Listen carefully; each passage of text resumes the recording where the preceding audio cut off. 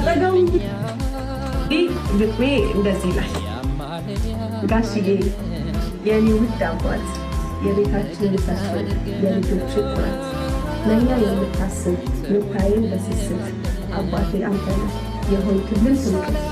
በጣም የምትወደን የምትሳሳልን እኛን ለማሳደግ ብዙ ያዥህልን ለራሴ ሳትለብስ እኛን ለበስከን ውበትህን አጣር የሚገመትን አባቴ ካሁን በኋላ ግን ያሰብከው ሞልቶልን ስትቸገር ሳይሆን እደሰትልኝ።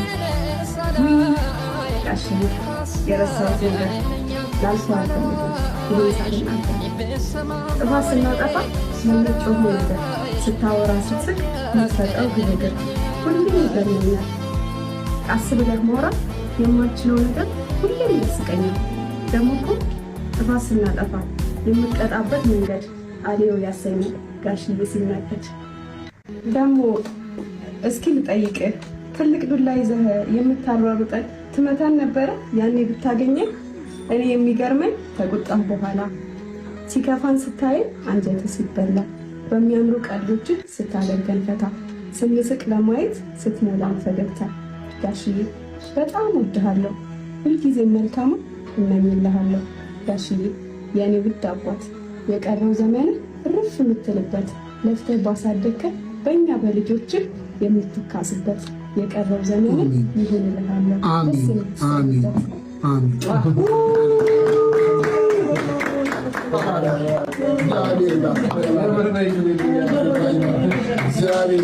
እንዴት ብለሽ ነው ልትጽፊው የቻልሽው? መቼ ነው ጻፍሽው? ሄደሽ ከመጣሽ በኋላ ነው? ደስ ብሎኝ እዛ አዲስ አበባ ሄደሽ ከመጣሽ በኋላ ነው እንዴ ጻፍሽው? አይደለም፣ ቆየ ከጻፍኩት ግን አልጨረስኩትም። ለምን እስካሁን ለምን አታነብልኝ ነበር? ይሄ ለምን ሳትሄጂ በፊት ይሄ ለምን አታነብልኝ?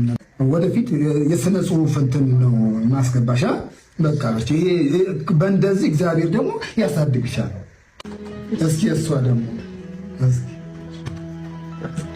እናቴ ጌታ እንዳታለቅሽ ነገር ይችላል። እናቴ ላንቺ ደግሞ የጻፍኩልሽ ግጥም ይሄ እና በደንብ ስሚ።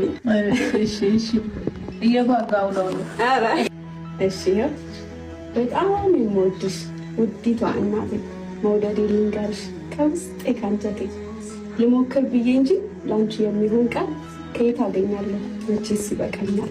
ለውለታሽ ምላሽ ቃላቶች ባበዛ ዝቅ እያልኩ ለአንቺ ሁልጊዜ ብገዛ። ቃላት ብደረድር ዜማዎች ባውጣጣ ለፍቅሬ መግለጫ ፈልጌ ባመጣ ላንቺ ውለታ